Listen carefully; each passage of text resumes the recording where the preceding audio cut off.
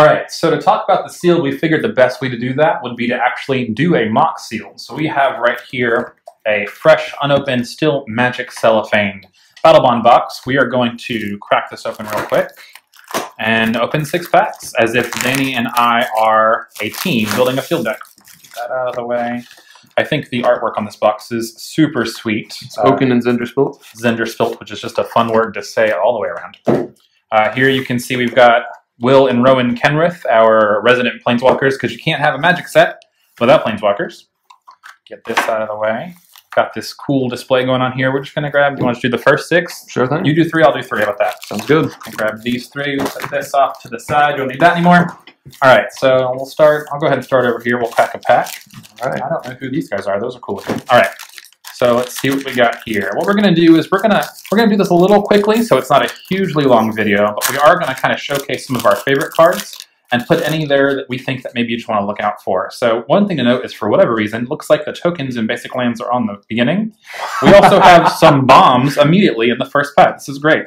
So we'll set our tokens and lands off the side. So talking about Will and Rowan Kenrith, here are our resident Planeswalkers. Notice how we said your partners are always in the same pack. So you could either, you and your partner could each pick these and put them in the same deck. They don't have to go into the deck of the person who picks them. This sealed pool is made for everybody. Actually, this is not a draft, so they're all going to go into us anyway. So we'll kind of set these really cool cards off to the side, because that's pretty sweet. Yeah, Nimbus Champion. One thing to notice here, this is a warrior. Kind of weird, because it is blue. Warrior is the only real tribe of Battlebond, and it is very, very synergistic. There are a lot of Warrior Matters cards in this set, so if that's something you want to look into, it looks like it reaches across pretty much every color. Feel free to go into it. Yes, it's very heavy in red and black. However, there are at uncommon a couple of warriors in blue, green, and white. Yeah. Here we have a red-green human warrior. This is Relentless Hunter. Gets trample and +1/+1 repeatable. Good old Raptor Companion, because we could not have a Magic set without a 2-mana 3/1. Fill with Fright. Target player draws 2 cards, scry 2. Seems decent. Doesn't really do a whole lot. Target player seems okay, because you could always cast this on your partner if you wanted to. Pacifism, solid removal right there. I think that's great in pretty much every Magic set that it's in. Really low. Urborg Drake. We've got a flyer that attacks each combat if able. That part's a little tricky, but it is a 2/3 flyer for 3, and evasion is always something you're in the mood for. Thunder Strike. This is target creature gets +2/+0 and gains first strike until end turn. This is pretty vanilla for Magic, so not a whole lot to talk about. Kind of pretty cool. Primal Hunt Beast. We have a 3/3 hexproof for 4. Hexproof is always sweet. I think this is kind of exactly where creatures want to be in a format like this that is kind of heavy on your removal effects. And then we have Frost Links. Enters the battlefield, freezes an opponent's creature, doesn't untap from the next untap step. Great for a tempo play. We love these kinds of cards. Notice here that the symbols kind of look very strange, and when you get 2 partners, it does take one of your uncommon slots out. So we only have 2 uncommons in this pack. That's because we have 2 mythic rares. I think it's a fair trade. Charging Binox is a assist card, one of those. This card costs 8 for a 7/5 with trample, but could theoretically be played on turn 4 if you and your opponent want to do nothing else. Depending on board state, that might actually be totally fine. We also have our Defender here. This is a 2-mana artifact, 0/4 Defender with reach. Nothing too crazy there. And Lightning Talons. Enchanted creature gets +3/+0 and has first strike. It's a great Tron card. Yeah. Imagine this on a hexproof creature that they can't deal with. Yeah. And it seems pretty great. Yeah, Voltroning up one single creature is actually not a bad strategy in this kind of format. All right, let's go to pack number 2. We're going to leave Will and Rowan here as our good luck charms, because that's a sweet first pack to open in a box. All right, so let's see what else we can open here.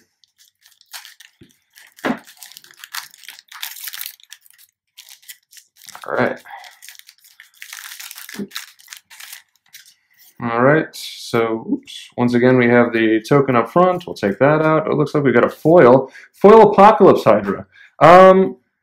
Let's see. It's actually not one of my favorite cards, but it is a beautiful card. It's a sweet foil. And after that, we have Thrilling Encore. Put onto the battlefield under your control all creature cards in all graveyards that were put there from the battlefield this turn. A little bit of gotcha magic, but I feel like in Limited, this card is an absolute house. It can win you the game. It's an instant, of course, so kind of a scary place to put your opponent in after you play this, if you trade up in combat or trade down unfavorably, however it goes. So these are both really cool. Let's leave those up there as our rares. The Crowd Goes Wild, green and X, assist, support X, put a +1/+1 counter on each of up to X target creatures. So support is the 3rd mechanic in this set. It allows you to put a +1/+1 counter on the supported number of creatures. So afterwards, it gives each creature with a +1/+1 counter on it trample until the end of turn. Very neat card, especially with assist. I really like the idea behind that. That could be a sweet kind of play of the game right there as well. That's Yes. a fantastic card. That is a game ender for sure. Enduring Scale Lord, flying whenever one or more +1/+1 counters are put on a creature you control, you can put a counter on Enduring Scale Lord, 4/4. Kind of a 6-mana 4/4 flyer, but I feel like there's enough support in this set that you can absolutely, you see where the combo's at. So we have Inner Demon, Enchanted Creature. Enchanted Creature gets +2/+2, has flying, and is a demon in addition to its other types.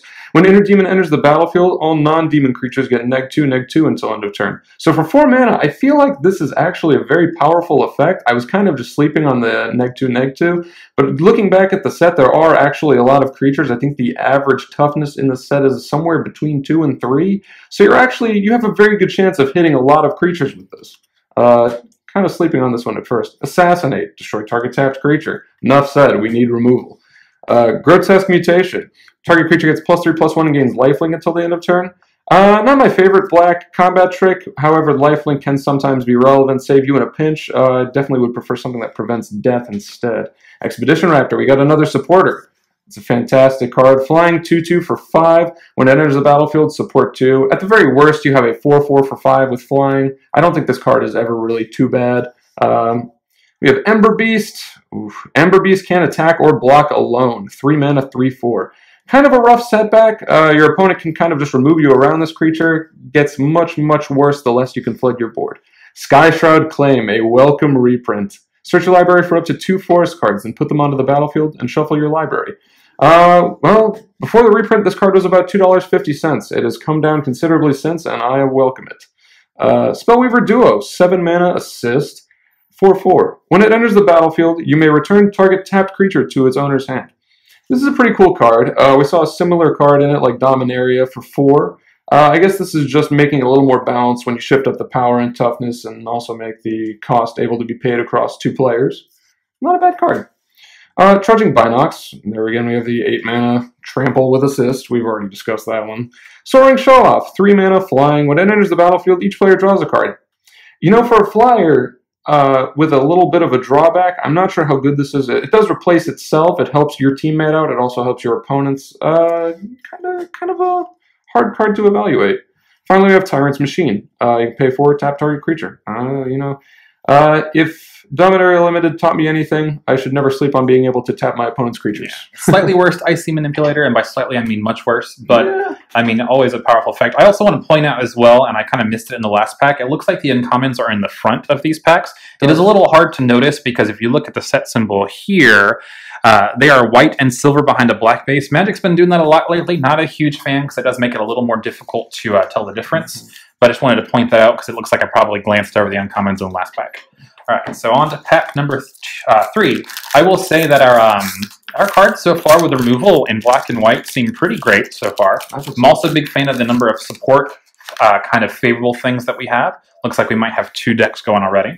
So we've got our Spirit Token and our Plains. We are going into a new rare for the set. This is Bonus Round. It is a 3 mana sorcery. Until end of turn, whenever a player casts an instant or sorcery spell, that player copies it and may choose new targets. This is an evergreen mechanic for Magic. Such a cool card. It's the reverberate kind of deal. It's super cool, super fun. I think this is going to cause a lot of really fun things to happen in the set. We have Blaring Recruiter. This is an elf warrior in white. Kind of weird, but kind of interesting. It partners with Blaring Captain, which means we are also going to have Blaring Captain in the same pack.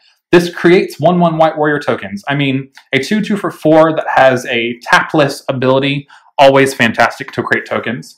But when you partner it with Blaring Captain, whenever Blaring Captain attacks, all attacking warriors get +1/+1 until end of turn. Notice they are both warriors. This one makes warriors. These 2 cards unanswered seems like it could be really, really good, especially if you're warrior-centric already. It would appear that black and white does have the most token support, too, for those of you that are counting. Yeah. All right, so now we've got Swarm of Bloodflies. This is the 3rd uncommon of the pack. We have a flying that enters with 2 +1/+1 counters on it, so already relevant there for that mechanic. Whenever another creature dies, it then gets another +1/+1 counter on it.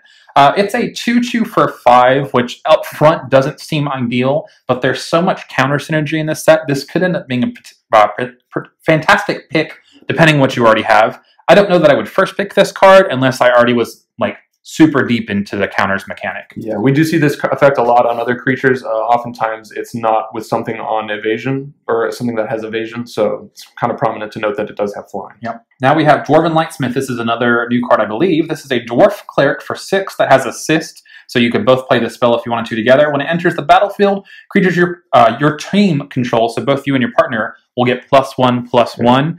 I mean, that's pretty cool right there. This could be a really neat combat trick there. You do have to do it pre-combat, so a little hard to, they can definitely see it coming, but pretty cool at common level. We have Liturgy of Blood, destroy target creature, add 3. I mean, this seems fine. Yeah. Destroy target creature by itself, always fine. Add 3, then come up with another spell after that. I'm all for it. Painful Lesson, target player draws 2 cards and loses 2 life. Let's whisper. It's pretty cool. Again, drawing cards is not always the best thing because it's not affecting your board state at all, but target player is cool because, again, you can put this on your partner if you wanted to.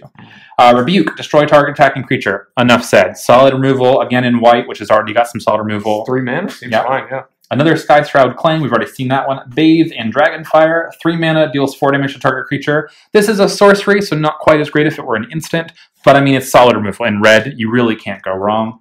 Spellweaver Duo, we have already seen these guys once before. Canopy Spider, we got a 1/3 reacher for 2. Sometimes you need to block solid card. Solid card right there.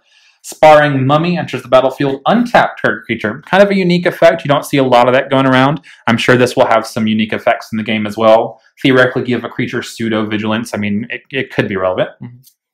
Millennial Gargoyle. I mean, it is a 2/2 flying for 4, but you can put it in literally every deck. Common for a reason, but I think it's sweet. We always enjoy cards like this because if you're looking for that last playable, this is always going to fill that spot. Yeah. Low on flyers, this spells in. Yep. All right. Let's see pack number 4. All right. Let's go to the next one. Out of here. Bonus round. So something I've noticed, actually, it might be exclusive to this set. There is a tiny tear mark on the end of these packs that you can just... or you can be a heathen like me and just rip it open. I mean, either one works. I just wanted to note that out because it seems like it's on each pack, which is neat. Wizards is actually, you know, making a little bit of a change for people like me who have stupid fingers and can't open packs. All right, we'll put that up there. We have our warrior token, our planes, our foil planes. All right, best pack already. Exact same art. That's pretty sweet art too. Got the Valor's Reach Arena in there with some kind of structures, and it's pretty sweet. Foil basic land, can't go wrong. Always cool. All right, so our rare is Morphic Pool, a black-blue land that enters the battlefield tapped unless you have 2 or more opponents. This is a cycle of lands, by the way. They are hovering at around $7, I believe, right now at the making of this video. You know, honestly, I think they're going to be seeing a little bit of play in EDH. There's definitely an EDH, I think, staple land set. Of course, yeah. Because you're always going to have that many opponents unless you are way deep in the game, and it theoretically could be, you know, 2 different colors on turn 1, which is always good. Fantastic, and no cost to you. Yep. Next we have Boulder Intimidator. Cowards can't block warriors, a 7 mana 5/5. Unique text there. Cowards can't block warriors. You can pay a red and make target creature become a coward until the end of turn, and then pay 3 mana and have target creature become a warrior until the end of turn. Important to note the synergies with warriors within the set are very high, so of course we'd see something like this. I actually might have called this card the day before it got spoiled, so... Humble brags? Yeah, a little bit of prowess to me there. Next we have Bring Down. It's a 4 mana sorcery with assist. Destroy target creature with power 4 or greater. For 4 mana, I think this is a little bit high cost, but of course the assist is meant to help with that. Sorcery speed also kind of, you know, when we're counting it against reprisal, but this is fine. This is good removal. Printed it uncommon, a little bit of a disappointment, but we'll see how this works out. It is removal. When you need it, you need it. Next we have Hunted Wumpus. 4 mana 6/6. When it enters the battlefield, each other player may put a creature card from their hand onto the battlefield. Keep in mind this does help your teammate. It also helps your opponents. Not so sure you want to play this confidently and expect not to get punished sometimes. However, it is a 6/6 for 4, so at the off chance your opponent doesn't have any creatures in hand, you could be making some serious beatdown happen. Fill with Fright, we've already talked about it. We have Rock's Brute, a 4 mana 4/4, vanilla, red and green, Rhino Warrior. You get the Warrior synergy. I guess it's fine as a common. Dwarven Lightsmith, we've already talked about. Thunderstrike, already talked about. Azra Blade Seeker. We have a 3 mana Azra Warrior, 3/2. When it enters the battlefield, each player on your team may discard a card. then each player who discarded a card this way draws a card. Now, note that this is one of the cards that does reference your team, that is you and your teammates.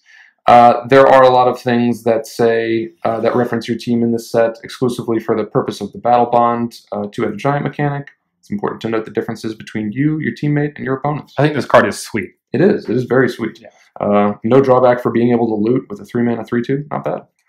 I got Primal Hunt Beast. We've already talked about that. Totally Lost. 5-mana instant. Put target non-land permanent on top of its owner's library. Fibblethip had always hated crowds. It's a well-liked reprint from Gatecrash, I believe, depicting one of the homunculuses. This card was a surprisingly powerful card in that draft format. I think it will continue to be a surprisingly powerful card in this draft format. Being an instant just makes it such an interesting card to play around, and it's such a strong tempo play because it goes back on top of its owner's library. They are going to draw that card again, which shuts them off of some potential resources they may need. I think it's a fantastic spell. And I have to agree. Next we have a new one, Call to Heal. 2-mana, instant, return target creature to its owner's hand. Its controller draws a card.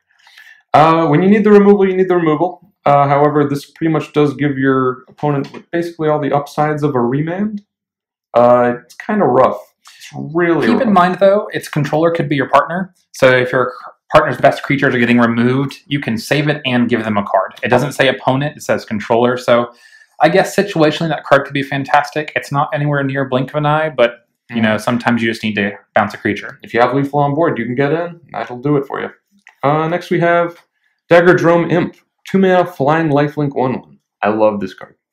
I don't know why. I just feel like this is, again, like I mentioned before, one of the sets where you can pants up one creature and go in for big damage. I feel like Daggerdrome Imp is just a fine creature to receive such pants. Absolutely. I mean, we saw in the first pack, I want to say, are this the 3-mana red enchantment. So this on turn 2 into that on turn 3 is a 3/1 flyer with first strike and lifelink. Seems totally fine. I'm okay with that as well. All right.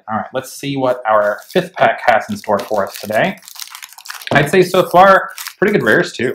Like we're doing just fine on the monetary value. Let me find your little turn mark here, so I can see how that's going to work out for me. There we go. Look how easy that was. I know, right? It does create more trash though. All right, so starting off another warrior token, surprising. Got a mountain and a foil earth elemental. Ooh. This is a 4/5 for 5. Not my favorite card. Not a big fan of fire elemental either, but it's a cool foil. That foil is pretty. Then we've got Nyxaphid. This is a 3-mana 7/7 that enters the battlefield. You choose an opponent. It gets -1/-1 for each card in the chosen player's hand. Played at the appropriate time, this could be a fantastic card. On turn 3, this is probably going to be a 3/3 or a 4/4 at most. Maybe not the most effective, but played on turn 6 or 7 when your opponent's just used all of their resources. This is a 3-mana 7/7. Imagine playing that removal spell that gives you 3 mana and then playing a 7/7. That sounds pretty rewarding. It's also a deterrent to keep cards in your opponent's hand as opposed to actually playing them, so it depends on how exactly you see that. All right, so we've got Battle Rattle Shaman. It's just fun to say. At the beginning of combat on your turn, you may have target creature get +2/+0 until end of turn. This is fine. Target creature, so it can be your partner's creatures if this is your only creature. You can play it and then immediately have its effect because it's the beginning of combat and doesn't require this creature to do anything.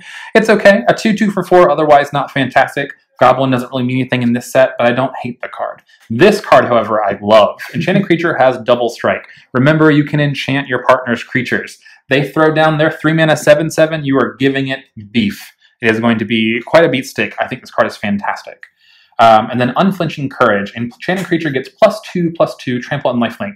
I mean, this Armadillo Cloak was fantastic back when it was a thing. This is also a fantastic card. I believe this was in Return to Ravnica. I believe so. Yeah, and it was great then as well. 2/2, lifelink and trample. Even the lifelink by itself is fantastic. Add trample and it's... I might have mentioned pants in this set. Yeah, exactly. So imagine any of these cards on your 1/1 Daggerdrome Imp there. All right, Midnight Guard. When it enters the battlefield... Oh, excuse me. When another creature enters the battlefield, untap Midnight Guard. This card's fine. It's a soldier, not a warrior. Could be a little bit better. It is obviously a reprint. It's fine. Fan Favorite. This is a new creature. It is a human rogue with assist. Pay 2, Fan Favorite gets +1/+1 until end of turn. Any player may activate this ability. I think that's a really nifty concept. You throw this down for 4, maybe you throw it down for 2 on turn 2, and on turn 3 you can potentially swing as a 4/4 if you're both willing to dump 2 mana into it. Notice it says any player. I don't see your opponent ever doing that, but you never know. Maybe they just really want to go home. In multiplayer games, it could play some kind of, politics effect. That's fair. All right, Kitesail Corsair. This is a human pirate. Has flying as long as it's attacking. It's a 2/1 for 2. Totally fine card. Riptide Crab. This is a blue and white vigilant crab. It's a 1/3 that when it dies, you draw a card. I think this card's great. Yeah, it's got a little bit of booty to clog up the board a little bit for you. It's got vigilant, so it can still try to swing. It's got ridiculous art. It does. When it dies, you draw a card. That's never a bad thing. Ember Beast, we already talked about this. Not one of our favorite cards. Totally Lost, making another comeback here. One of my favorite cards. I'd talk about it again if I could.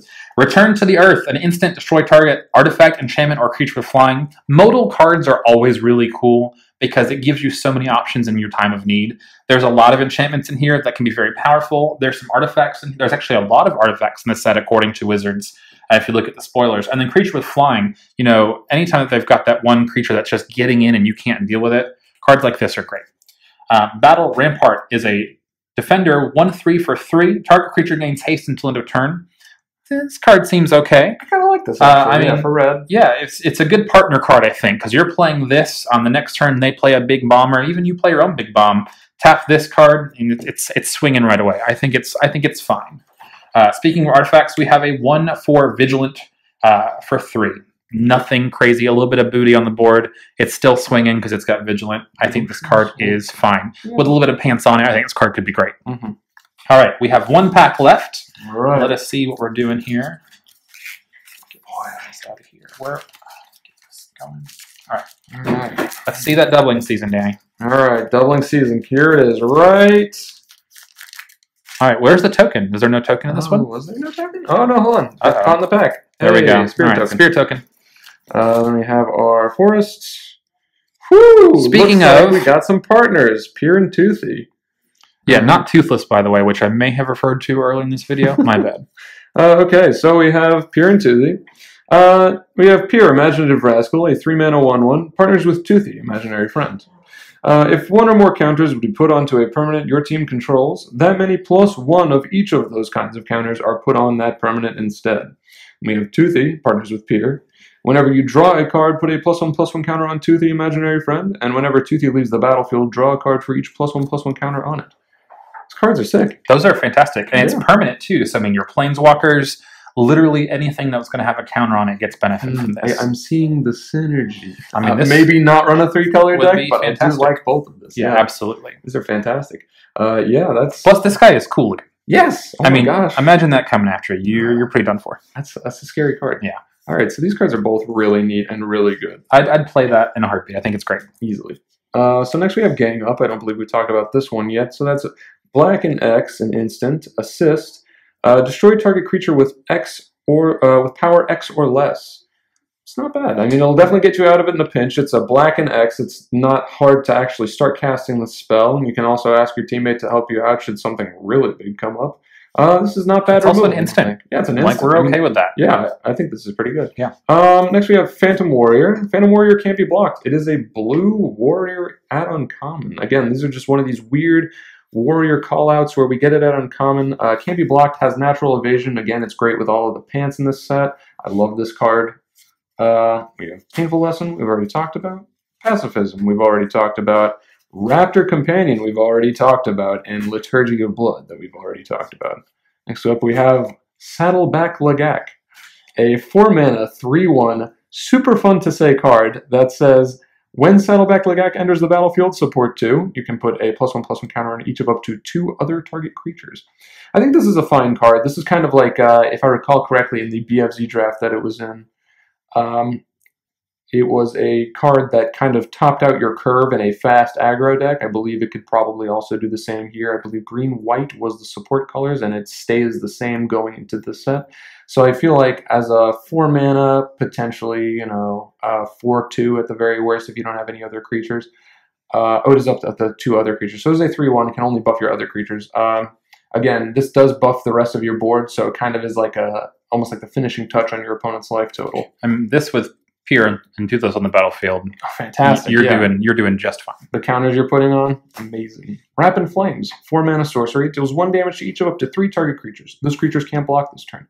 So maybe this is removal, maybe it's not. However, the can't block this turn is pretty huge. A lot of the games in which Seismic Stomp, a card that says creatures without flying can't block this turn, a lot of the games in which that card has been played are won in draft by the person who played it. So this can potentially be a very big blowout card. For 4 mana, it's a little bit high, and I wouldn't really look at it as removal so much as I would evasion.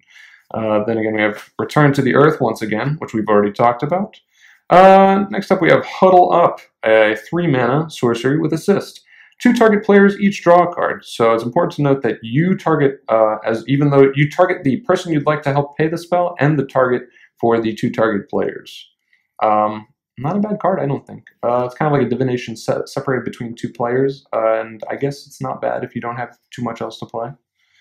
And then we have Consulate Skygate, which we've already talked about, and Lightning Talons, which we have covered. And I guess that concludes the opening of the packs. All in all, I would say that these were pretty solid packs. I mean, there's definitely a kind of warrior deck here that's probably green and white going, maybe even green, white, blue, which is kind of weird to say. But the blue also does really well for kind of I see a blue-black, maybe blue-black-white kind of control style deck. We got a ton of removal in these packs. 2 Pacifisms, 2 Dark Liturgies, we got an Assassinate. I mean, that's solid for one person to have. There's a couple different ways you can build decks as partners in Two-Headed Giant. You can both go the aggro route, where you just go crazy, start tapping sideways, and try to get them down before they can really react. One person can go super aggressive while the other person loads up on support spells. And what I mean by support spells are your card draw, your bounce spells, your removal, your blue, white, black kind of deck. With having both Rowan and Will in this draft as well, or the sealed as well, I could easily see the support deck and the aggro deck here. The turn these 2 come out on theoretically turn 6, that's a powerful turn. A lot of synergy there. You guys are definitely getting in. You're turning off 2 of their creatures. It's combined here for kind of like a support deck versus a control deck.